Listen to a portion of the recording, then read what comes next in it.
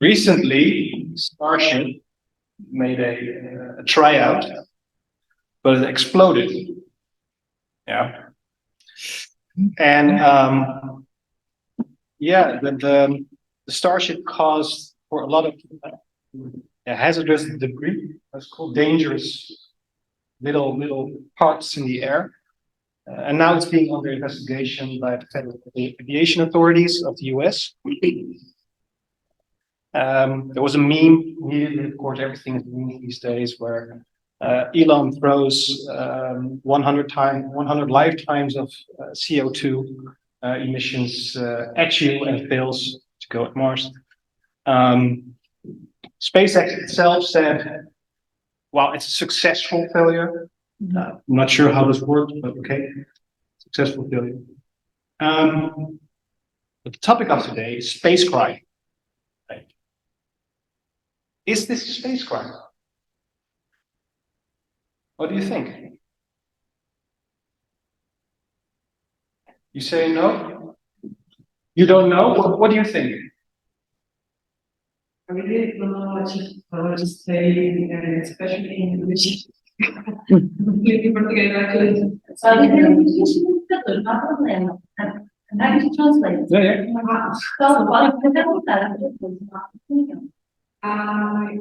Não sei, estou a pensar que não tem nada concreto para dizer se é ou não o que ele está fazendo. No concrete information.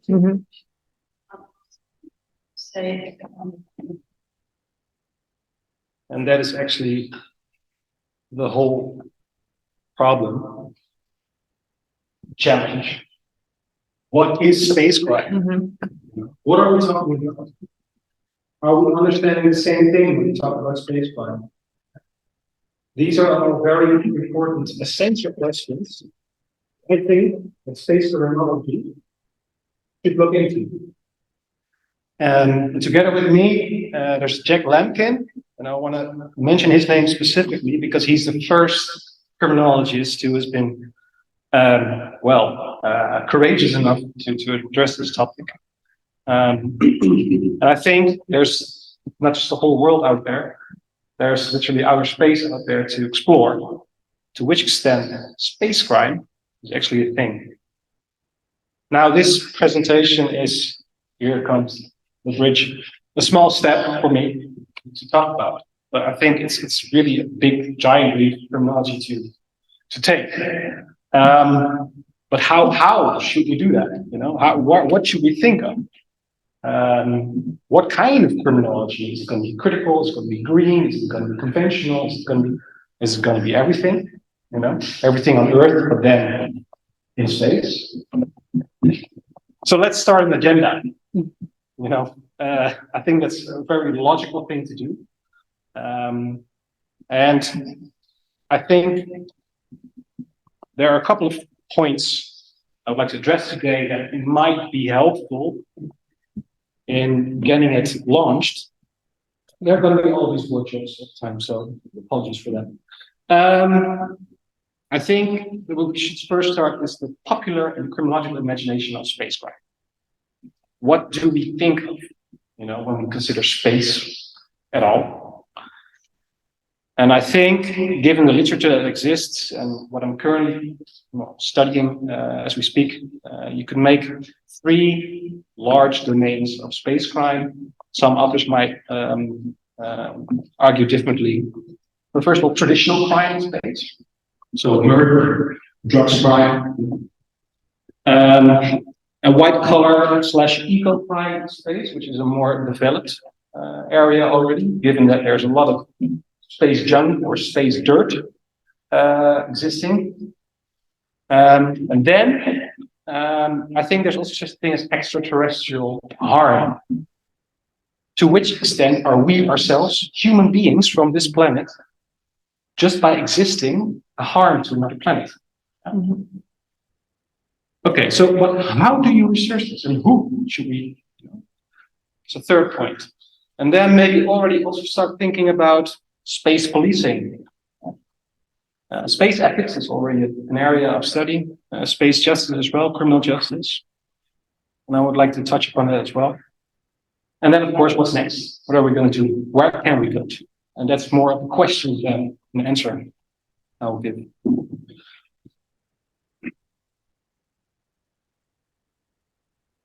So, how do you get to this topic? I always get asked, like, ooh, space, you know, it has a high giggly factor, as it's referred to. Everybody finds it exciting, you know, Star Wars, Star Trek, and all these science fiction series and movies. Well, a personal story. I was born and raised in Noordwijk aan Zee, Noordwijk at Sea, and that is actually a little village, city, in the Netherlands, where there's also ESTEC, which is the European Space Technology Center of the European Space Agency. And I actually learned to ride my bicycle seriously on the grass fields next to ESTEC. Because it's located there, because the sand dunes, they are capable of taking shock, you know, for all these tests that they're doing over there. So yeah, it's something I've always been fascinated by. But I never really was going to do something with, because space, criminology, crime on Earth, and it's really important, and you know. So it seems like the topic is being denied, despite the fact that we know that space is an area where people go to. So how come we are in a state of denial?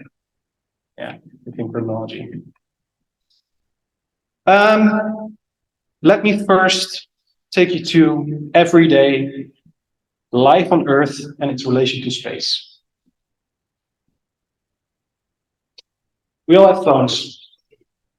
I wouldn't be able to explore Porto a day before yesterday without Google Maps. It's very simple. You know, I don't know where to go to.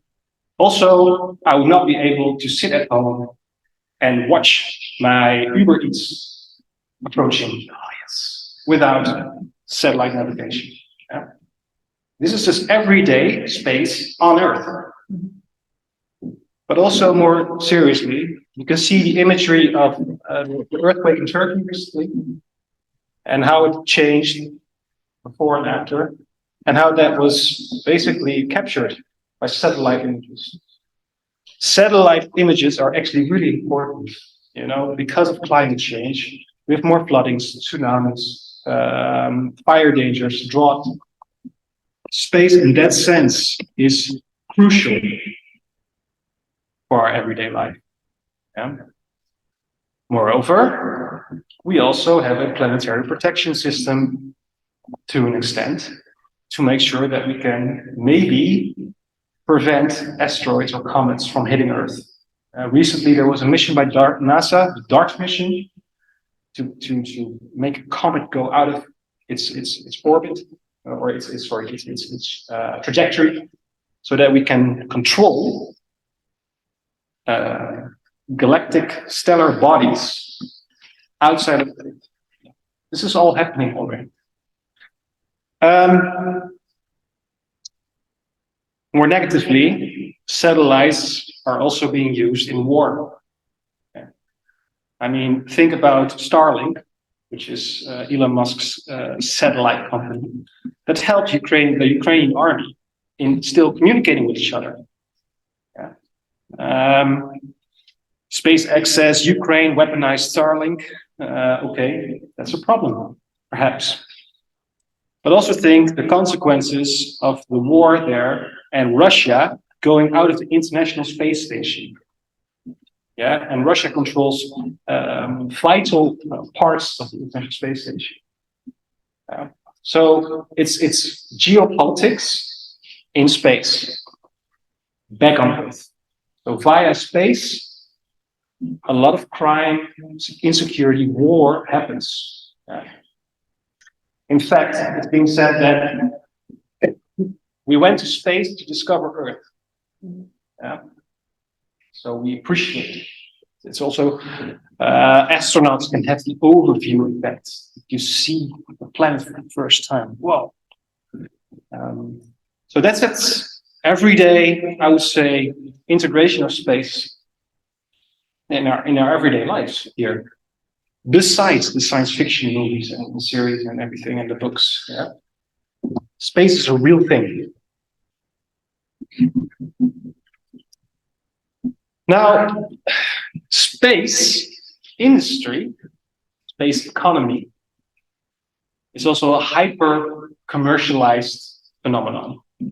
It's being expected that by 2040, that's within 17 years, it's a $1 trillion industry. So lots of money being to be made. By, for example, Virgin Galactic, but also Jeff Bezos' Blue Origin, SpaceX. These are the big players, of course, but there are also small players.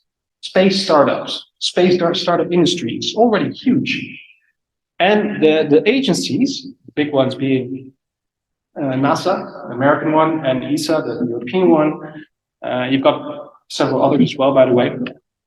They also work together with these companies because governments are tight on money these days, and they're not spending a lot of money anymore into the space industry as it was done before. Yeah, so they are commercializing. It's public-private civil cooperation all the way. Like there's no real difference between private, public, and civil anymore. Really, I would say. So money is to be made. Yeah, a lot of money is to be made. Now, there's also the legal side, of course. It's everything. There are treaties. There is law. There's the 1967 Outer Space Treaty, for example, the Moon Treaty, the International Space Station agreements. It's not like it's a lawless area.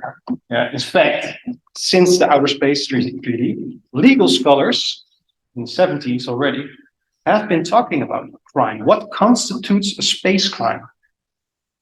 Yeah. Criminology, not so much. Not interested. Yeah. So, already an interesting point to think about, like how come legal scholars have been thinking about this already for such a long time. Okay, so the space industry, it's huge and it's real. Yeah, I'm going to show you how real it is. So this is not a rocket.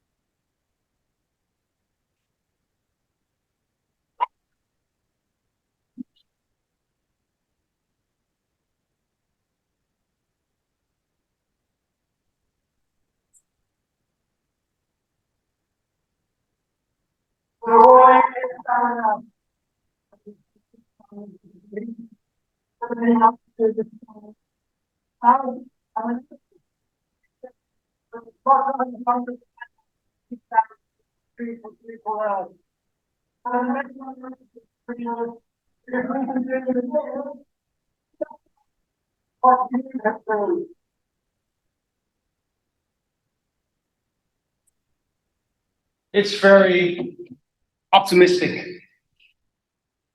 You can dream, you can go to space. Well, you have to have a lot of money or be handpicked as an elite astronaut by the very, very rich in order to go. I believe it's 671 or 674 people by now who've been into space. And given that we are about 10 billion people these days on Earth, that's really a small portion of humanity. Yet, we should dream of this, you know. And it's that space optimism that basically is commercialized, industrialized. Yeah? It's hopeful. It's good for humanity. What this space optimism does is that it covers a very nasty history. Yeah. So by now, I mean, Portugal and Netherlands, we have acknowledged that we have had a huge part to play in colonization. Yeah. We exploited the world and we exploited several peoples all over the planet for our own gain with the same kind of optimism. Let's explore. Yes, explore. I would say space exploration has almost the same kind of, well, origin. You see here it's a fake image, by the way. An astronaut making a Heil Hitler salute to a Nazi flag. And it's basically, it refers to how Werner von Braun, a Nazi scientist, he co-developed the V2 rocket, which killed a lot of people during the Second World War.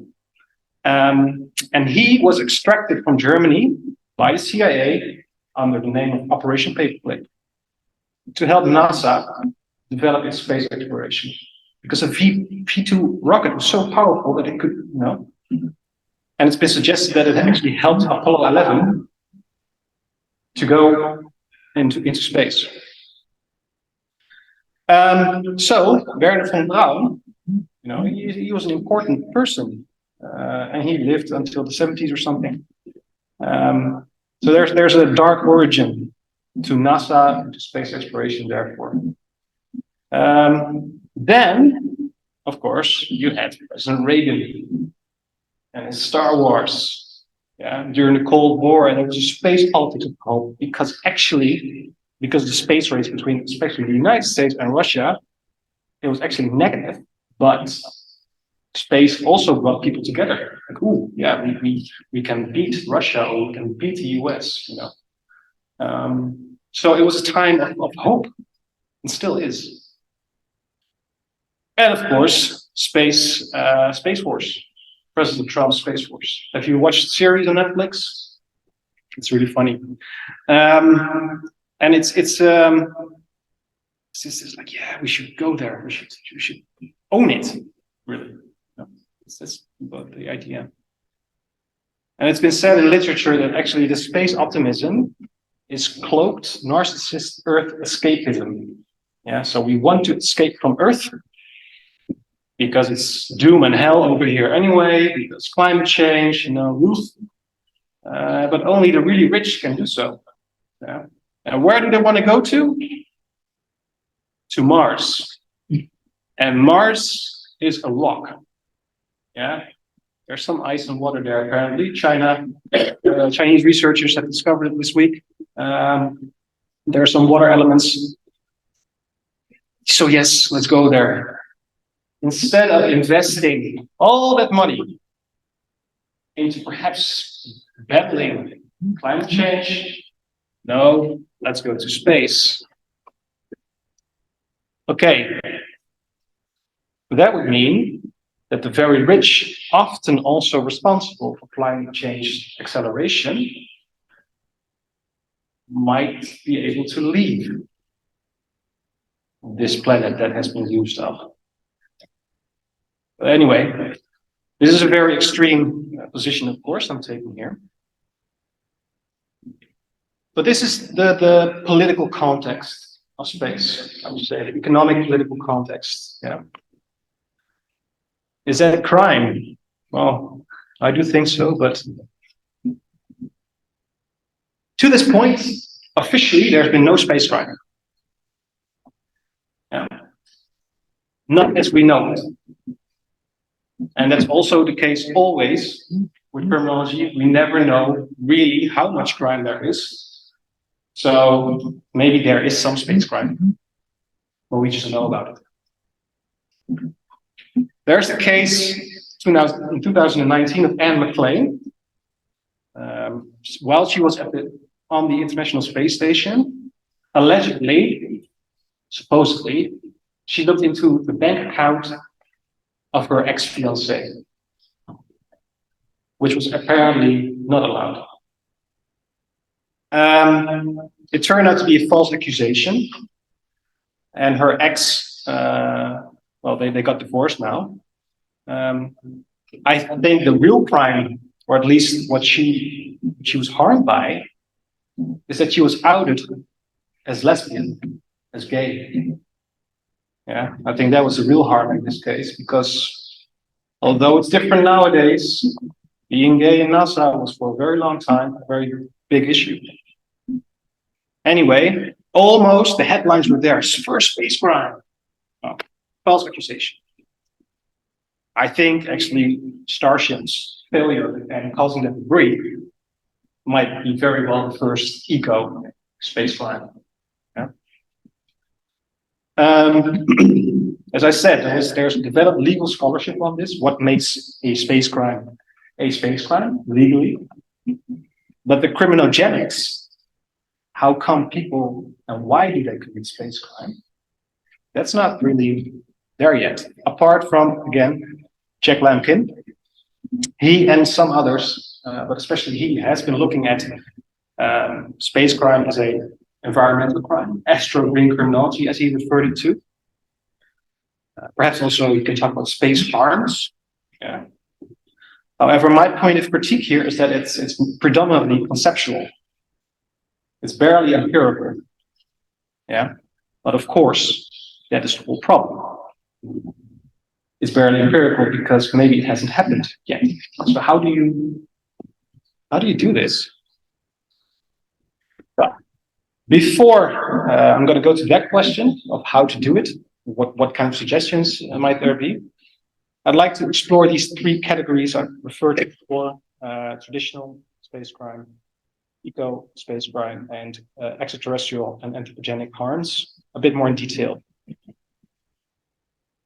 So, traditional space crime.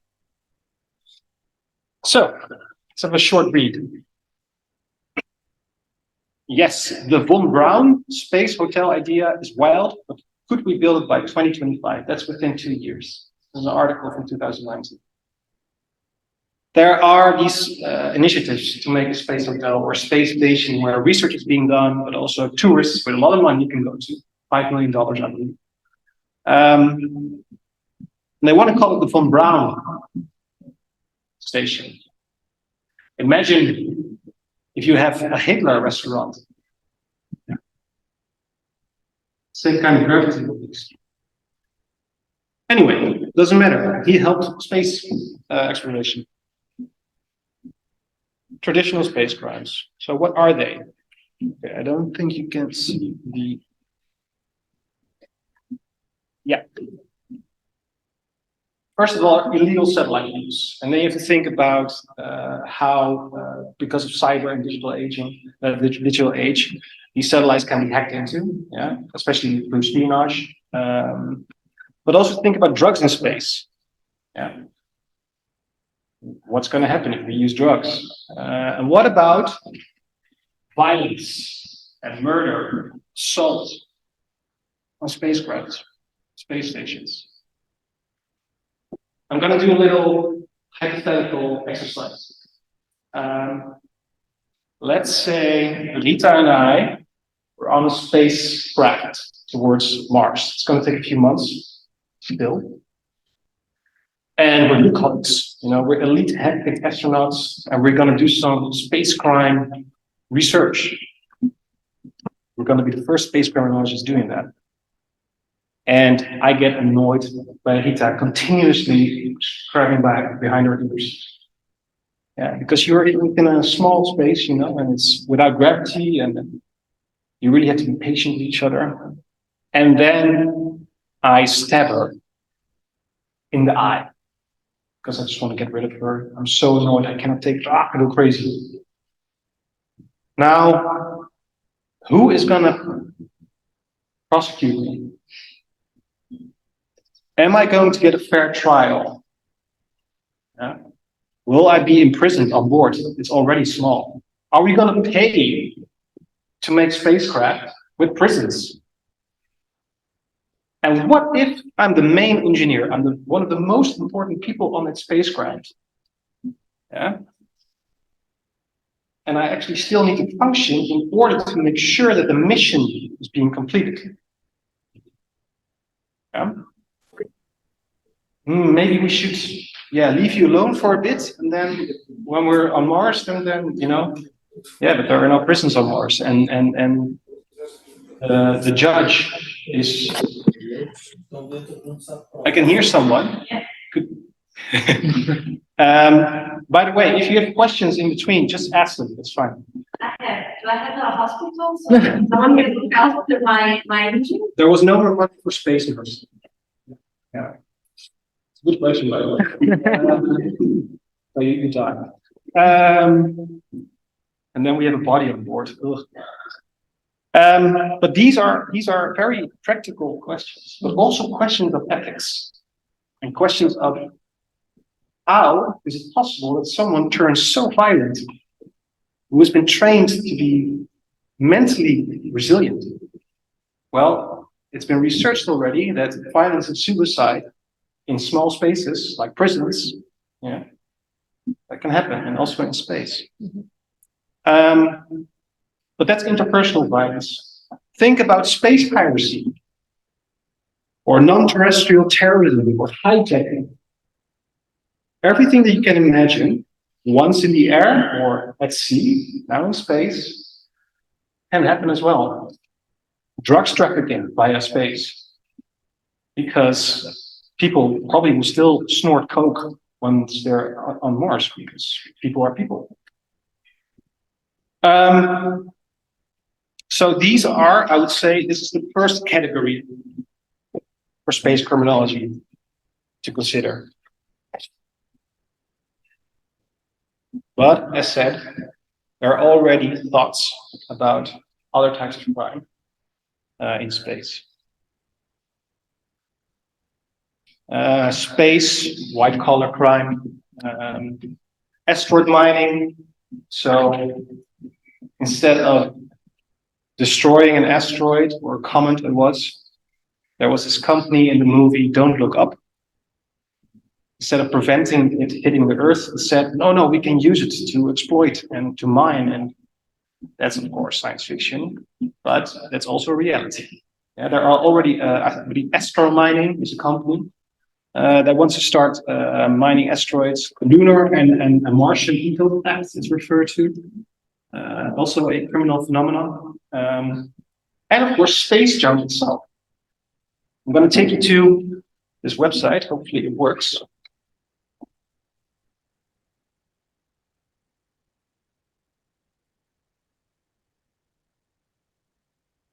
Oh, they updated it.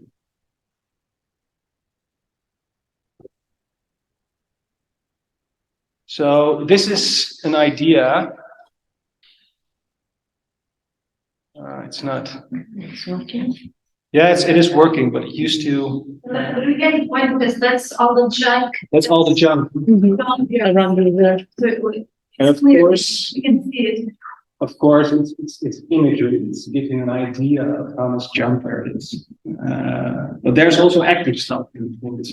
But what stands out to you? What does it look like? This image of Earth with its disks. Kind of looks like another planet, right? Saturn, which has a ring. Mm-hmm. But this is stuff. It is a human-made ring. Yeah, we are capable of designing such a stellar phenomenon, basically. Also of junk. Yeah? I find it fascinating. That's why I want to show you this. So, yeah. Sorry, is there any regulation for this junk special? There is the Outer Space Treaty, and it speaks of respecting each other and in other environments. But clear agreements on space debris specifically, treaties, they're being discussed at the moment as we speak. And I think it will come at a certain point. Canada has, I believe, has its own national regulation now for astronauts committing crime. So maybe nations are starting to think about this as well, but international agreements on specifically space junk, for example, or space crime in general, not as we know. Of course, there will be legal scholars who will be saying, yeah, but it's implemented in national law because that's what the treaties say. But we all know how that goes. It's not really clear. It remains vague because treaties is basically codified international politics. So it's difficult to become very precise when it comes down to crime and criminal behavior in space.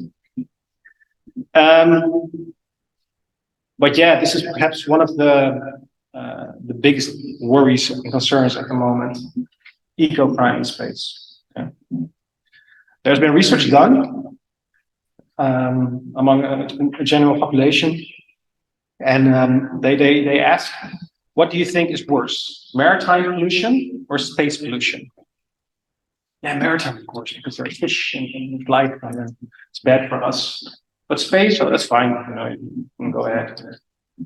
Okay, this is going to sound a bit weird, but if there's water somewhere, like on Mars, it implies that there might be life as well. And I emphasize might be life, bacterial life. Yeah.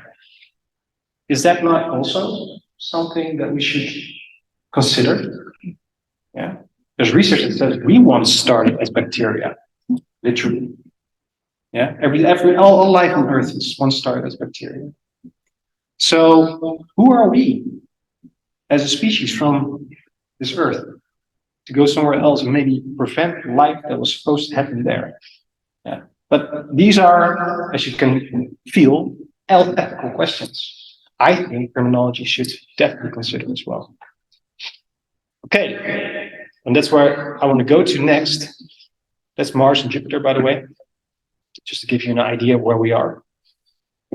I think this and some, well, not criminologists, but some other scientists have been thinking about this as well, of course. Extraterrestrial biological harm. And that goes both ways. So, again, Peter is alive again, and we are still in the same spacecraft. And we are. You're not going to die again. You're going to do something else. We're finally at Mars. You know, we're going to research space crime on Mars. You know what? I'm not even going to make it hypothetical. I'm going to refer to an actual case. The Mars rover. We all know this. Yeah, it looks kind of like Wally. This Mars rover is collecting dust, Martian dust, to be sent back to Earth and to research it. There are astrobiologists who are saying, ooh, you might want to be careful with that, because maybe there's something in that dust that comes here and causes a second COVID pandemic, and maybe even more lethal than others, the previous one. We don't know this. Yeah, we don't know if there's microscopic life out there.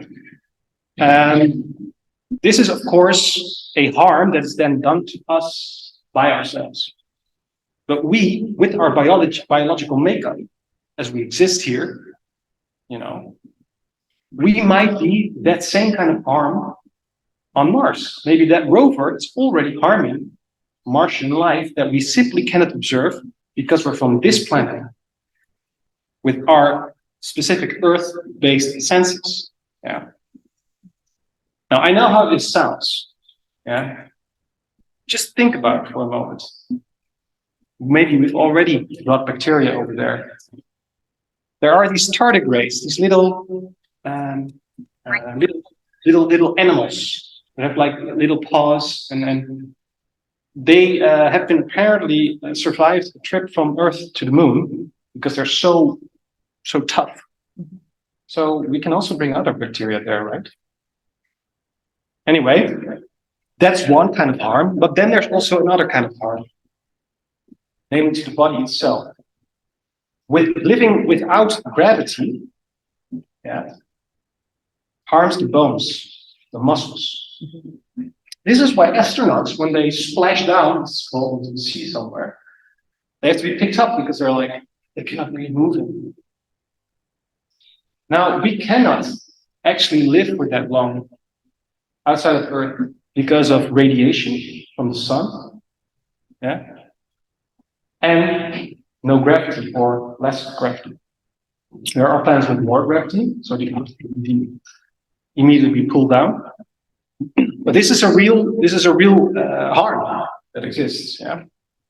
And there's Sochik and also said that there are initiatives to design pills that can stop the erosion of your bone structure. Yeah, but then there are worries that if we take those pills, we cannot come back to Earth anymore because the gravity would be too strong for us. So anyway, this is actual research being done at the moment, or worries that exist. Sorry. So 3 categories: traditional crimes in space, green criminological eco-crime as we know it on Earth, and then just by being from Earth, infecting another planet. Literally what happened with colonization in the Americas. We brought diseases to peoples who were not capable of resisting them and got away around. There are ways that's going to happen again in space. Okay. So, who to research? Of course, Vito and I are going to space anytime soon. But who can we then research already? There is the astronaut, of course. I speak in broad terms of the space community, spacefaring community. Yeah. So, of course, astronauts, but also spaceport personnel, ground station. Houston, we have a problem. Yeah. Spacecraft and equipment developers, space technological engineers, space researchers, trainers, instructors, nursing experts, medicine experts, you name it. It goes on. And of course, that would be my personal favorite, space tourists. Who are the rich people? I believe a guy from or a woman from Portugal has been on the Blue Origin. Mario Vrije. Of course, wealthy. Yeah. So this is, I think, the community we want to look at. And space criminals. Well, they don't exist yet. So how,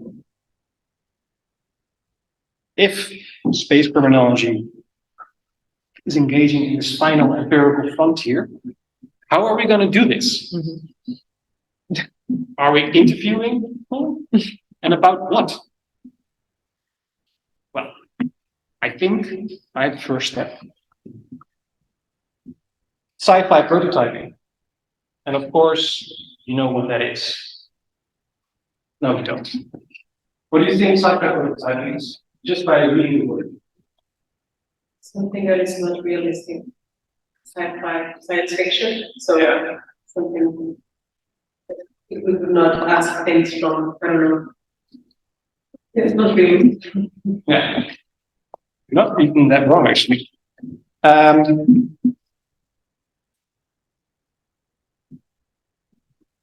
Sci-fi prototyping is realistic speculation, in this case, about spacecraft.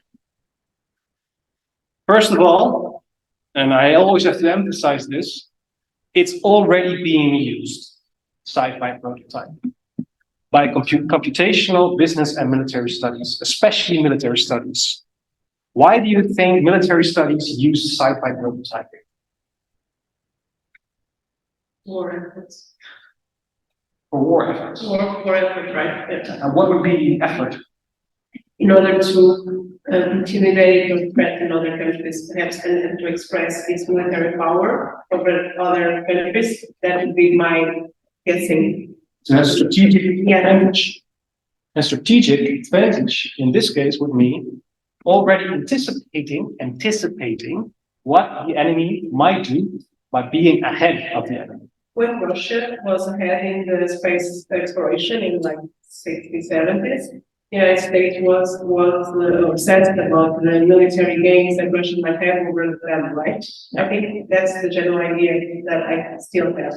Either on intelligence or by speculating that what could maybe be the case. Well, because I think it was speculation because no one knows what the Sputniks were collecting at the time. So I think, at the time. So I think that's something that we could also think right now. At least for me, I'm not an expert at all in space. So it's just speculation that it was something that I'm thinking about. Yeah. And we do this sci-fi prototyping. Not necessarily about space crime yet. Maybe we will after this presentation. But on my way to Porto from Amsterdam, this is the Holland Herald, which is a KLM magazine. I'm not sponsored by KLM, by the way, just acknowledge that. I was reading the column by André Kuipers. Here he is, which is the astronaut from the Netherlands who went into space. Yeah. And he says, imagine that it's 2123, so 100 years later from now. And chances are that you live in a city with high-rise residential towers, your daily existence is overloaded with people, technology, and social control. It's high time for a break from everyday life. Again, this is a flight magazine, so it's about holidays. Where would you want to go? It seems logical that you choose a place away from civilization. Yeah. And you might want to climb mountains and go into the ocean. You want to feel alive again. Okay. Now, but 100 years from now, we might choose an actual cosmic destination. You might want to go to Mars, where the mountains are higher. Yeah. And you want to go there and have a holiday. Have a cosmic holiday. Imaginative. That's the whole thing. Imagine going somewhere else. And then he goes into details. How would that look like? What should we do to bring it back to now in order to plan it? That's what you do. You go into the future, imaginatively, to come up with ideas, be creative, come back. Think about how can we then already deal with this, whether it's crime or space holiday. Right? We do it. We do it often.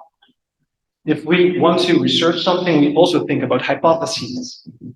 What would you might expect? It's not really that weird. That's my point. So it's been called sci-fi prototyping. A crowbar against conventional reality. You click away from your everyday life and you start to think and dream. The improbable made possible, a constructed lens for developing scenarios. Yeah. So, what I hope to do, or what I hope criminology will do, is to embrace this kind of thinking. I call it before the act criminology. So, space crime hasn't happened yet, perhaps. But what could it look like? And then maybe also start thinking about what could cause this. And if you have those questions, then you can go back to the spacefaring community and be like, what do you think of this? This is realistic. What do you think in your own experiences as an astronaut, as a space engineer, is possible? Yeah. So space criminology is by definition a criminological imagination.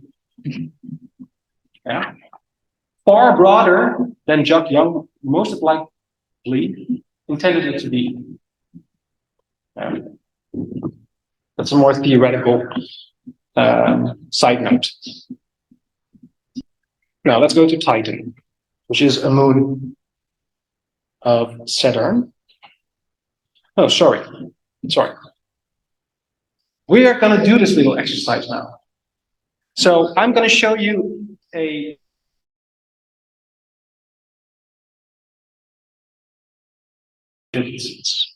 incredible. And it's going to show a crime in space.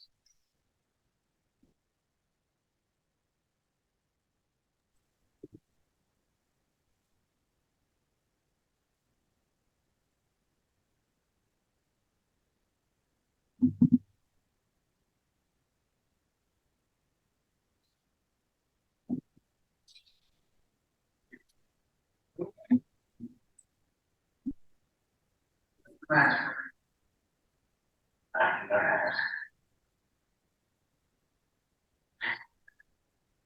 lots of great companies like that. Okay.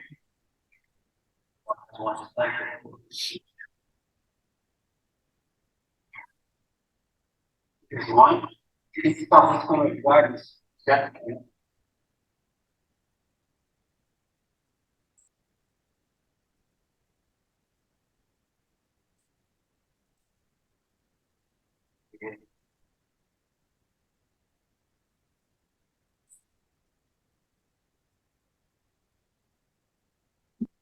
That's watching video, right?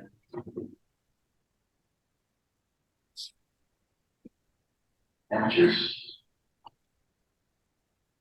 Sponsored. Say something. But you still follow with the against again. So what is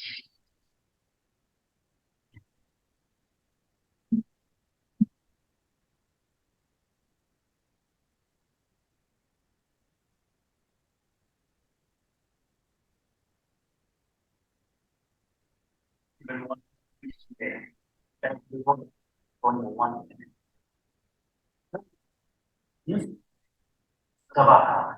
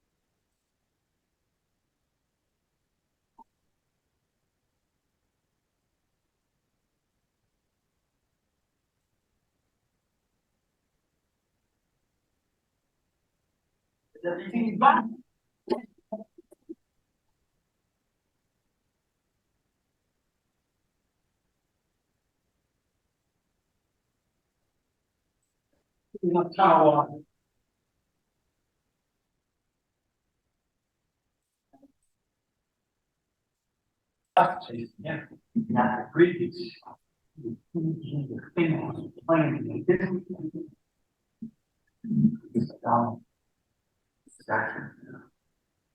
The bands and territory, a bunch of species. See, the green is the smart. The cycle of the water, open to this.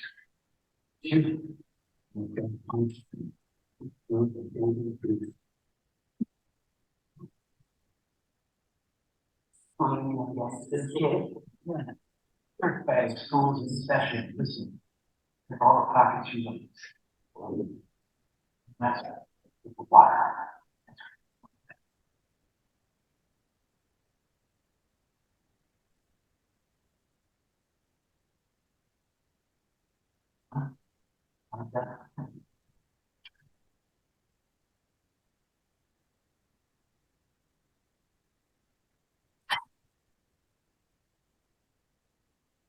Hey.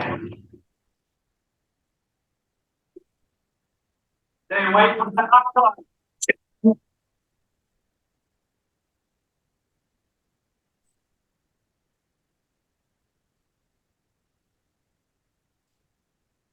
Is that coming? Yeah.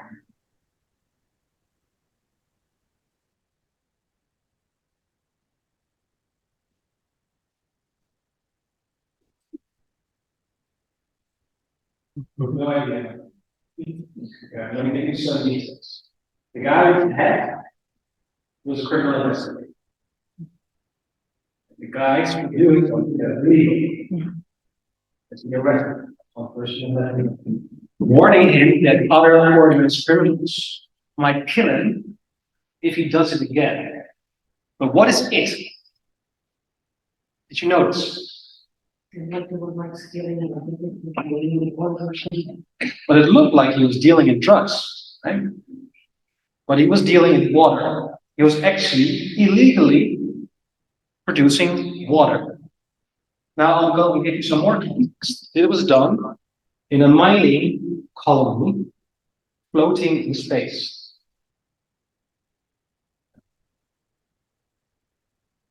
What do you think is not there in abundance? Or what do you think? Water. A scarcity of water. And if you want to make some illegal money, you want to deal with water. We cannot imagine that now. Dealing in water, come on. You know, we open the water and there's water. But maybe in space it can become a criminalizable act to deal in water. And this is actually what triggered my imagination, like, whoa, okay, I haven't even thought about this. And that is the moment that sci-fi prototyping is working towards. I haven't even thought about this. This is possible. Yeah. And then you can start to wonder, how do they do this? So, I find it fascinating, but I also hope to eventually go from sci-fi prototyping, so analyzing movies, books, series, to vignette interviewing. And vignettes, do you know what these are? Vignettes are basically these little scripts that you let the interviewee read, and then you start a discussion about this. Yeah. Who would I interview? Yes, it's my. For example, ideally, what I hope to do, and I'm currently doing this with my master thesis students. One of them is analyzing series and movies and design vignettes, and then the other, or together actually, they're going to interview astronauts. Well, they would like to interview astronauts to see, like, hey, is this, given your own experiences, do you think this is viable? Because once you get that information, and I'll get to that in a bit, you can think about realistic scenarios, and then you can think about policies, protocols, awareness. Yeah. That's kind of how I have it in my head, how sci-fi prototyping could help criminology and perhaps far more disciplines like anthropology, sociology, all these disciplines that do something with policy, human behavior, basically. But I also think that we should talk with scenario writers. At least, well, actually, that was suggested, like, hey, you should talk to film directors, or film script writers, or sci-fi authors, you know, because they are already doing what criminology should be doing, I think, as well, given this specific topic.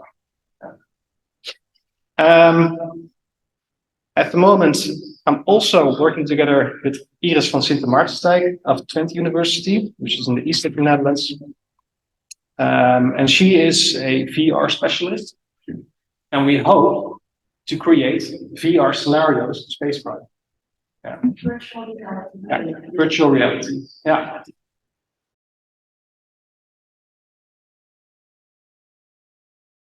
Or murder, interpersonal violence, why not waste crime case? Yeah. And let's not think of it ourselves, because criminologists are very boring, uncreative people overall. I'm making a joke right now. But there's already stuff out there. There is tons of movies and series and books, comics you can think of. Yeah. But it's a serious engagement. Yeah, it's not something that is hobby or fun, or because space tourism is happening. It's going to grow. We want to go to the moon. Lunar bases are going to be made in a few years. A space hotel is coming. Missions to Mars. Yeah. Let's be smart and do it before the act instead of waiting. Mm-hmm. Yeah. I think considering again your colleague, the relationship between the journalists, stuff like that, one person about their ideas on. Well, yeah, I hope to eventually, especially, I mean, space lawyers is an actual job, and there are many. I hope to eventually talk to them as well and think about this. But I'm more interested in people who will go to space. I'm not sure if I actually want to go to space. I like it here a lot. But it's a way in to think about these things and to talk with these people. I think that also we can start thinking about policies for agencies, NASA, ESA. I mean, they have to focus on space junk and space debris, but what about other space crimes? Task forces, and awareness. When we go to the airport, we are confronted with security heavily. It's completely securitized. I think that actually that should be the case when space tourism is gonna grow. Safety actually is far more important. Think about what you need to bring along, what it can do to your body, how can you react to something.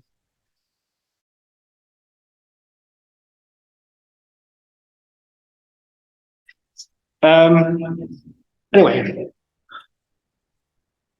so if there's space criminology, then space policing should follow.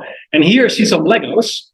I didn't realize, I mean, I used to have specifically this Lego of space police when I was younger.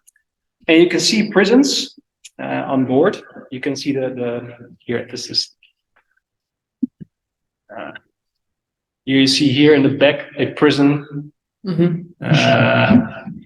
Of course, the red and blue, and yeah, anyway, space police patrol, space police cruiser. So Lego already is way ahead of criminology. But there's also serious work on this, you know, prosecution on board. Who's going to do this? Astronauts themselves? Do we need to have an astronaut criminal justice prosecutor on board? Wouldn't be that crazy, right? Sheriffs. We have them on airplanes, yeah? Air sheriffs. Maybe we should have them also aboard spacecraft and space stations. As I said, at a distance court, is that perhaps a solution? But is it still legally defensible to have a 2-second delay between the judge, prosecutor, and the suspect and the victim? What if the connection is interrupted? COVID taught us that it's possible, but also at a distance with how many minutes of time difference, delay? Self-policing and self-punishment, is that maybe an option? Should we train those who are going to space for a longer time to self-police, to self-control, to self-judge? Is that desirable from a legal point of view? I wonder, judge, jury, and executor at the same time. I believe that we have the trias politicus, who said that that's not possible, but perhaps in space, I'm not, by the way, I'm not a fan of this. But perhaps in space, it's necessary to complete the mission. Do we need to have a prison on board? And what if the mission prevails because of the entirety of the crew has to come to a certain point? And we had this before. Ships going to sea. So there is some research done actually by legal scholars comparing maritime law with space law. So that is being done. But yeah, the question of, do we all want to have this? And is it legally okay? And these are other questions I think are as important for criminology to consider as well. Okay, I'm going to wrap up. So what's next? First of all, some shameless self-promotion of a book Jack and I are currently editing. It's going to be expected in the future, next year, 2024. We've collected all kinds of authors who are willing to contribute something on crime, criminal justice, and or ethics in outer space. That's not going to be the actual cover, by the way, but I hope it will be. It's just prototype. But I think more importantly is that criminology must or should acknowledge that space crime and harm is real. And it's going to be real. Yeah. And so far, it's been really difficult to get that message across in criminology. Yeah. But I think that the younger generation of criminologists, especially, are embracing that. If I see that my students are very enthusiastic and realistic about it as well, I think there's some hope there. I think also that it should be a holistic space criminology. So not just crimes by the powerful, but also traditional crimes. That's important. And semiology, or the study of harm. Unintentional harm. Yeah, I'm pretty sure that astronauts going to Mars don't want to contaminate the planet or bring back possible viruses back to the Earth. But we should become aware of these possibilities, and I think a holistic space criminology can do so. I think that we should do so by starting to introduce and apply sci-fi prototyping. It's a way of triggering the imagination. Yeah. And if we dare to do that, then we should also accept the fact that it's before the act space criminology. So there's no 100% guarantee that actual space crime as we think it might happen is going to happen. But then again, isn't that what criminology does all the time? This is really not that different. Yeah. So that's more epistemological and ontological confrontation of criminology with itself. Okay, so that was it. Are there any questions? Thank you. Thank you. So, some questions, please? I suppose that there are a lot. Yeah. Online, people that are online. Not yet. You can tell them again that they're going to. Yeah. Sim, estava. Entretanto, abrimos agora espaço para perguntas. Não sei se em casa alguém gostaria de. Em casa, enfim, onde estiverem, gostaria de colocar alguma questão. This is Yes, Ana Paula is saying is saying thank you for your speech and for the topic. It's not a question. Well, you're very welcome. So. Very clear, and the topic is very current. Correct, yeah. Aqui, as nossas alunas. Pode ser em português, nós depois traduzimos. Space crime, yeah. I'm really interested in the subject now. What she's saying. Joining Maria Ferreira. Said by the national conference, what the hell are you talking about? That's why I decided to get really interested in the subject now. Yeah. What is it? Space in criminology is spatial analysis of the room, of the house. That's what I'm thinking. We have destroyed the very meaning of space. Yes. Something like that, yeah. Yeah. So I'm trying to bring back the original meaning Of space, yeah. My colleague and friend, Jack Lankin, he's been trying for a long time to get this topic introduced, and it's finally happening. Recently, there was also in the British Journal of Criminology a piece on space security and war. So stuff is coming. Of course, this added volume is going to help as well. But we notice that we're being confronted within criminology, at least, with the giggly factor. But also, I notice among space legal scholars that as soon as you start talking about science fiction, it's like, oh, no, we're not, no. It's difficult. It's strange, right? So this is Original. Good. I would say original, but not everyone is agreeing on that, and I understand it because it is already space is already such a out of this world topic. It doesn't really live in the imagination of everyday citizens, of politicians, exactly because of the reasons that I portrayed earlier. It's something nice, it's cool, costs a lot of money, but it's nice. Yeah, but there is actually quite a lot of issues with that. So I hope this is going to initiate some sort of awareness of how serious these topics are. Yeah, sorry, it's more just to start the conversation because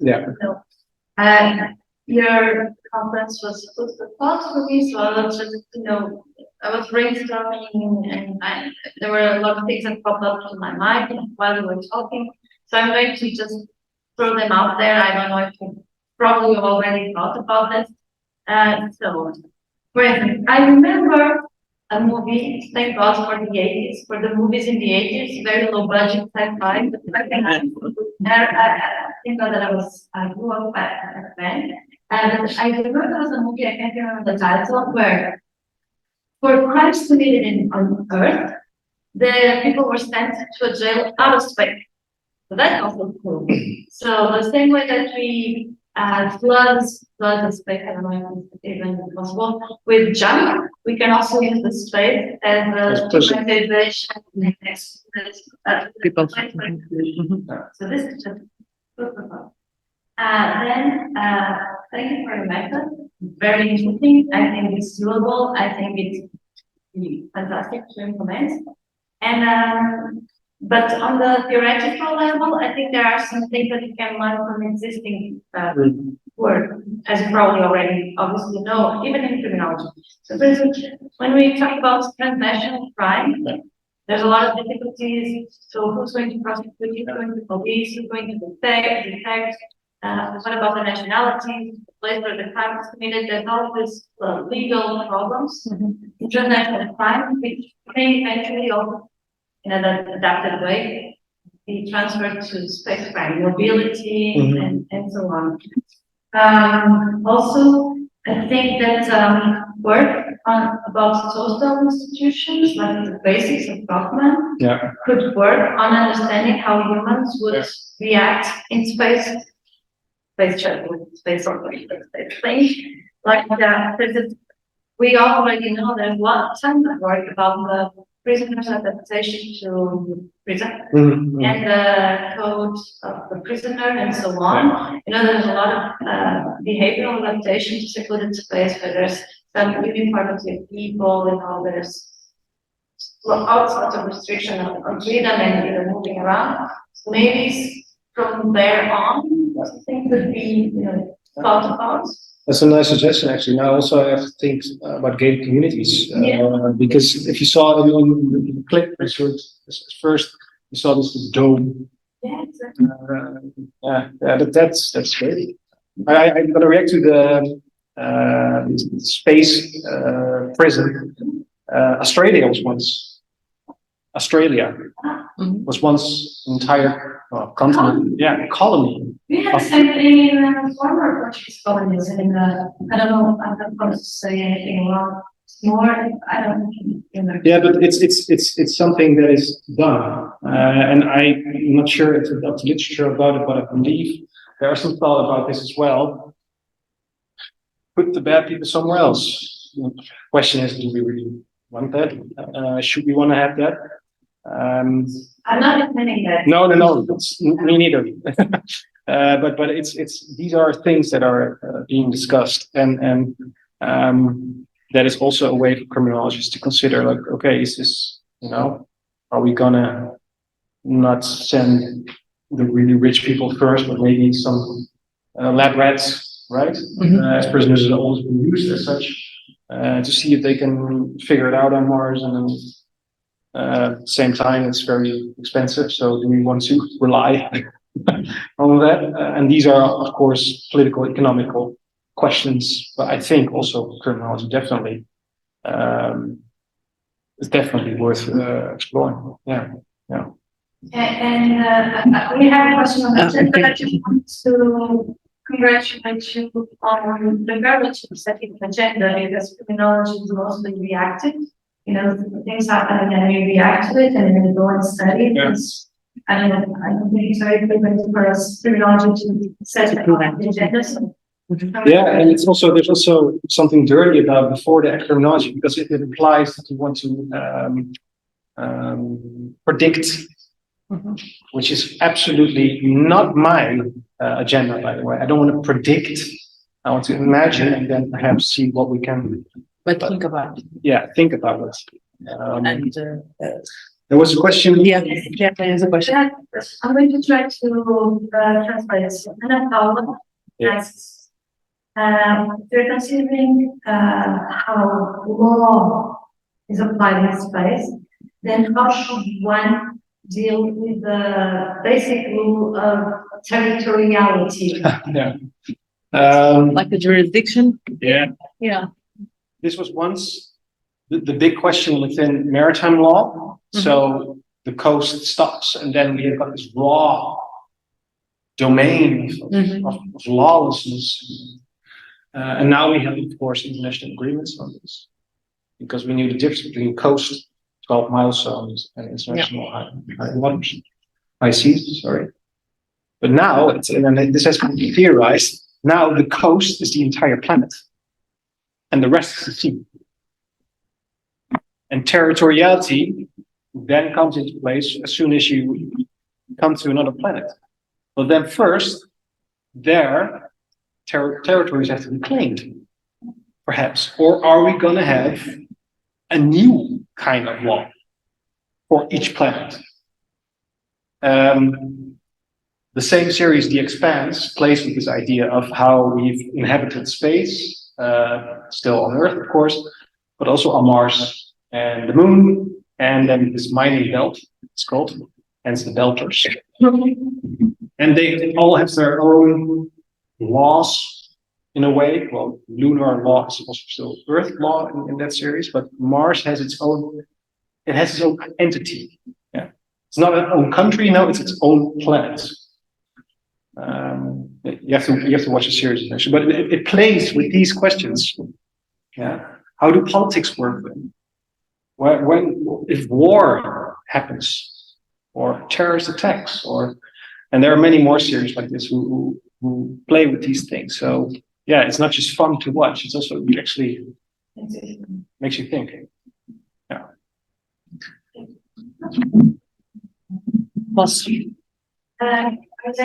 Are there any more questions on the chat? On the audience?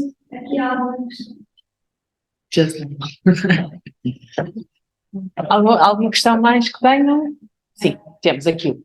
So, let's go on.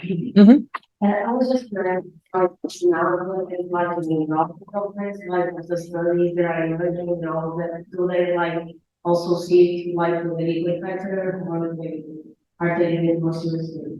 Legal expertise is definitely there, but specifically criminological questions. So there was a couple of months ago there were a new research agenda and calls for new research, and resilience and safety. Those are definitely topics that are mentioned. Health, but crime, criminal or deviance. No such thing. Whereas they are most likely are producing criminological knowledge, but to call it crime, no.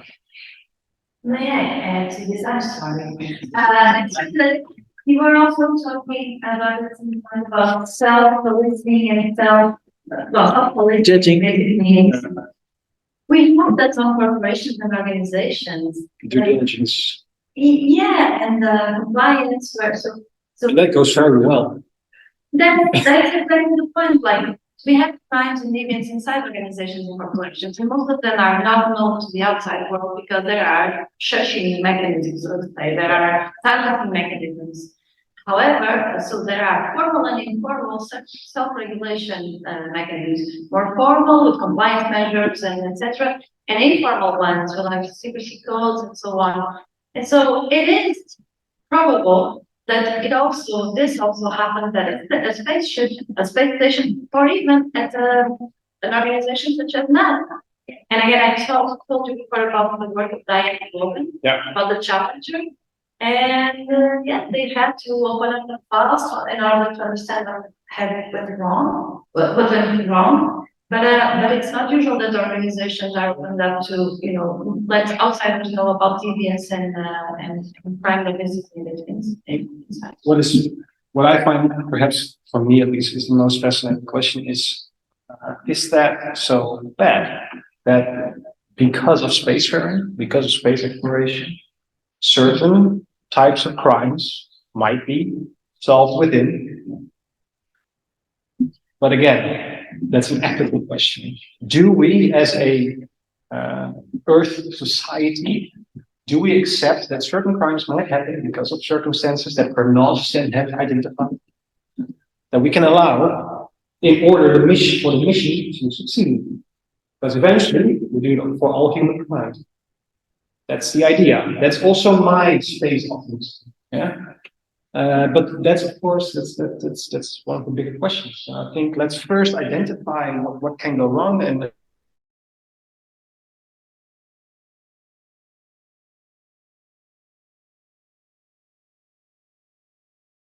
I have been talking with the spacefaring community, and someone told me there are two taboos in space: sex and crime.